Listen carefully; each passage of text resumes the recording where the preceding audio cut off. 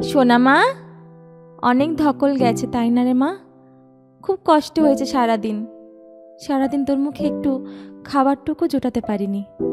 আয় মা, আমার বুকে আয়, একটু ঘুম পাড়িয়ে দি তোকে।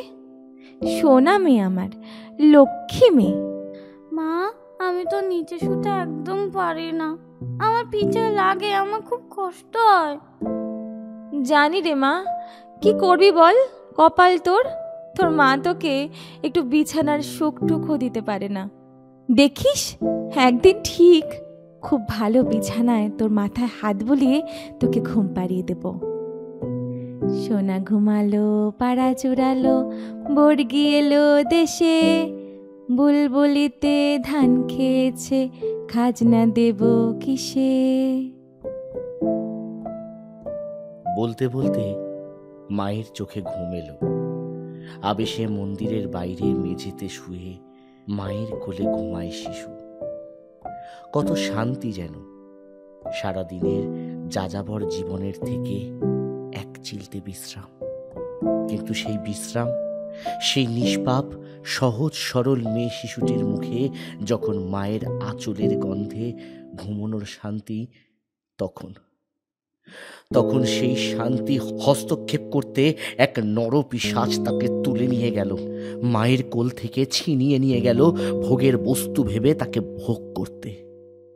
নিশুতি রাতে ওই নিষ্পাপ 3 বছরের শিশুটিকে অঘরে ঘুমোতে দিল না সেই রাক্ষস। তুলে নিয়ে গিয়ে ওই শিশুটির সারা শরীরে আঘাতের পর আঘাত করে কামড়ে খিমচে ভোগ করলো এতটুকু বাচ্চা যে ঠিক মতো কথা বলতে পারে না, যে একটা ছাদের তলায় থাকার সুখটুকু পর্যন্ত পায়নি। তাকে নির্মমভাবে হত্যা করে পথের মধ্যে মুচড়ানো ফুলের মতো ফেলে দিল ওই নরপিশাচ।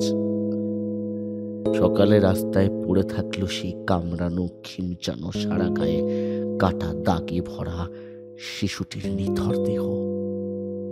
কেউ দেখল না, কেউ জানল না, কেউ বুঝল না। রাস্তার উপর পড়ে আছে শিশুটি, পড়ে আছে এক টুকরো স্বপ্ন, পড়ে আছে একটা জীবন। মা, আমার যে খুব কষ্ট হচ্ছে মা। আমি আমি কোথায় আছি? এটা চারিদিকটা কেমন, কত চেঁচামেচি। তোমায় দেখতে কেন পাচ্ছি না মা? মা, কোথায় আছো তুমি? আমায় আমায় এখান থেকে নিয়ে চলো না মা, নিয়ে চলো না, আমায় নিয়ে চলো না মা। কোথায় আছি আমি মা? আমায় নিয়ে চলো না, নিয়ে চলো